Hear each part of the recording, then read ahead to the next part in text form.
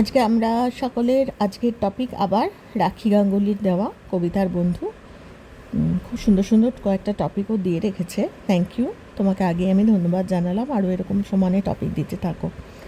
তো দুটো টপিক খুব সুন্দর আজকের। একটা হচ্ছে নিজের মনের শান্তির দায়িত্ব নিজের, আর একটা হচ্ছে ভালোবাসার একটা অলিখিত ভাষা থাকে। তো প্রথমটা হচ্ছে নিজের শান্তি, মনের শান্তির দায়িত্ব নিজের। কেউ বন্ড সাইন করে আসেনি যে আমাকে শান্তি কিনে দেবে, অত সহজ তো নয়। নিজেই নিজের শান্তি খুঁজে বেড়াচ্ছি, কাকে আর আমরা শান্তি দিতে পারবো? তো কারোরই কোনো বন্ডের ব্যাপার নেই যে আমি তোমাকে শান্তি দেবো, কথা দিলাম, বা হয় না এরকম। এই দেখো, এগুলো দেখছো না, এই সব নিয়ে আমি আমার মনের শান্তি খুঁজে বেড়াই। এই দেখো, টুকটুক করে বলগুলো হাতের বাইরে চলে যাচ্ছে, দেখে মনে হচ্ছে বোঝা যাচ্ছে না তো এগুলো ওই 1 গ্রামের গোল্ড ফর্মিং সমস্ত হলো বল, এগুলো দিয়ে আমরা গয়না বানাই। তো এখন বসে বসে সমস্ত ডিজাইনগুলো করছিলাম। পাটোয়ার আমার যে ছেলেটি, সে এখন আসবে, জিনিসগুলো নিয়ে যাবে। তো ওই সমস্ত রেডি করে রাখছি। তো ভাবলাম তোমাদের আমার কিছু, আমি কী কী নিয়ে জীবন কাটাই সেসব তোমাদের একটু বলি। আর নিজের মনের শান্তির দায়িত্ব তো আমার সত্যি, এর থেকে সত্যি কথা হয় না। নিজেকে নিজে এমনভাবে ব্যস্ত রাখতে হয় না, সেখানেই আমরা শান্তি খুঁজে নিতে পারি। তো শান্তি কারোর পিছন পিছন ঘুরে হয় না, কার পিছনে যাব? তার তার নিজেই সে শান্তি খুঁজে বেড়াচ্ছে, আমাকে সে শান্তি দেবে কোথা থেকে? তো যাই হোক, বেশ একটা শান্তির দোকান পেলে ভালো হতো, তাই না? বেশ শান্তির একটা ডিপার্টমেন্টাল স্টোর পেতাম, সবাই সবার শান্তি কিনে আনতাম। মজা করছি, জোকস অ্যাপার্ট। কিন্তু হ্যাঁ, নিজের মনের শান্তির দায়িত্ব একদম নিজের। যে যেটাতে শান্তি পাও বাবা, শান্তিতে থাকো। মানুষের মানুষকে খুঁচিও না, মানুষকে কষ্ট দিও না, ব্যথা দিও না। দেখবে তাহলে নিজের শান্তি ভগবান তোমাকে বাড়িতে এসে দিয়ে যাচ্ছে। নিজেকে নিজে ব্যস্ত রাখো, ব্যস্ত রাখো, বই পড়ো। সবাই তো আর আমার মতো গয়না বিক্রি করবে না। আমি আমার মেয়েকে ছোটোবেলায় বলতাম, মাম্মাম পড়াশোনা করো বাবু, যদি পড়াশোনা ভালো না করো লোকে বলবে এই তো মাটা গয়না বিক্রি করে করে বেড়ায় আর মেয়েটার এই অবস্থা। সেই দিন আমার মেয়ে আমাকে এই কথাটা বলছে, মা তোমার ওই কথাটা জানো তো আমার খুব মনে লেগেছিল। তো সেটাই বলছি, একদম সত্যি কথা, জানো তো। তো সেটাই বলছি যে আমাদের নিজেদের শান্তির দায়িত্ব আমাদের খুঁজে নিতে হবে, এছাড়া উপায় নেই। আমি যখন নিজে এই দেখো, এই দুলটা কত সুন্দর দেখেছো, বোঝা যাচ্ছে না? একদম ওয়েট নেই এগুলো। তো আমি এসবের মধ্যেই শান্তি খুঁজে বেড়াই। এসব করতে করতে আমার জগৎটা আস্তে আস্তে এক্সপ্যান্ড করে গেছে। এইটা নিয়ে থাকি, পড়াশোনা করি, মনে মনে গান গাই। এখন একটু বেসুরো গান গাই, বয়সের সাথে সাথে গলা কাঁপে, ঠিক আছে তাও করি। রান্নাবান্না করি, যখন একটু বেরোতে হয় বেরোলাম। নিজেই নিজের শান্তি খুঁজে নিই। তো সবাইকেই সেটা বলবো, বাবা নিজের নিজের শান্তি খুঁজে নাও। কারুর সময় নেই আমাকে শান্তি এনে দেওয়ার। দোকানে পাওয়া গেলে না হয় তাও আনার ব্যবস্থা করা যেত, কিন্তু দোকানে তো পাওয়া যায় না। তো যাই হোক, এইটা একটা। সেকেন্ডটা হচ্ছে, খুব সুন্দর টপিক দিয়েছো রাখি, তোমাকে অনেক ধন্যবাদ। আর দ্বিতীয় টপিকটা হচ্ছে ভালোবাসার একটা অলিখিত ভাষা থাকে। ভালোবাসার অলিখিত ভাষা থাকে হয়তো, কিন্তু নর্মাল যে ভালোবাসাটা আমরা দেখি সেটার কোনো অলিখিত ভাষা না, সেটা একেবারে লিখিত ভাষা। ওরে বাবারে, যা লিখিত হোয়াটসঅ্যাপ দিনে আসতে থাকে, 500-600 হোয়াটসঅ্যাপ লিখিত। তাতে নানা রকমের হোয়াটসঅ্যাপে নানা রকমের ভালোবাসা বা থ্যাংক ইউ বা এরকম প্রচুর। তো আমার মনে হয় ভালোবাসাটাকেও আমরা দুটো সাইডে করতে পারি, তাই না? আমি রাখিকে জিজ্ঞেস করছি, তাই না রাখি?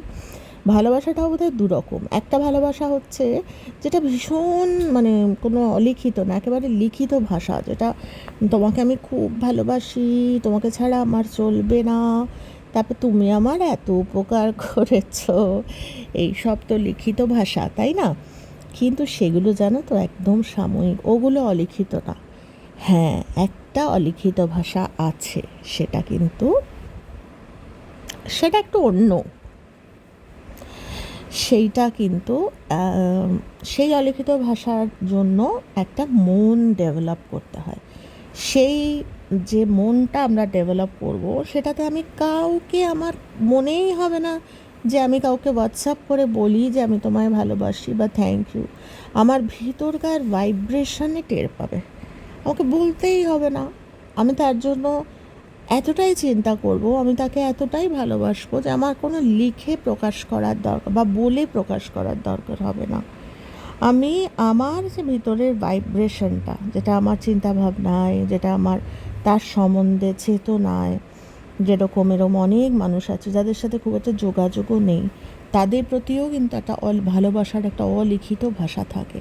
তো সেটাই বলছি যে সেটার জন্য একটা আলাদা যে কোনো ভালোবাসায় কিন্তু এটা আমি একটু দ্বিমত হলাম। আমি জানি না রাখি আমার উপর রেগে যাবে কি না, আমি একটু দ্বিমত করলাম। এটা যে কোনো ভালোবাসা কিন্তু অলিখিত না। এখন কিন্তু লিখিত ভালোবাসাই বেশি, মানে এখনকার সমাজে লিখিত আমি তোমাকে ভালোবাসি, আমি তোমার গ্রুপের, আমি তোমার সঙ্গে সহমত, এইগুলোই কিন্তু লিখিত। হ্যাঁ, কিন্তু ভালোবাসার ওই যে বলছে অলিখিত ভালোবাসা, তুমি আমার সাথে সব সময় আছো, তুমি আমার কি বলবো, আমাকে শ্রদ্ধা করো, ভালোবাসো, অন্তর থেকে আমার জন্য প্রার্থনা করো, ওটাতে কোনো লেখার দরকার হয় না। ওটাতে মানুষ বলছে না, ওটা বলতে গেলে অনেক কথা চলে আসে। তো যাই হোক, ওইগুলো ভার্চু বলে ওগুলোকে, মানে আমরা অনেক ভার্চুস নিয়ে পৃথিবীতে আসি। তো সেই ভার্চুসগুলো আমরা কখনো কখনো না বুঝতে পারি না, আনইউজড পড়ে থাকে, মানে থাকে প্রত্যেকের মধ্যে থাকে, কিন্তু আমরা ইউজ করি না। আমরা এমন আশেপাশে লোকজনের সঙ্গ, ওই জন্য বলছে না যে সঙ্গটা মারাত্মক, কার সাথে আমি আছি, কার সাথে ওঠা বসা করছি। যদি সব সময় আমরা এই লিখিতদের সাথেই থাকি, তখন আমাকে চেষ্টা করতে হবে একটু অলিখিতদের সাথে থাকতে, যারা খুব রেয়ার।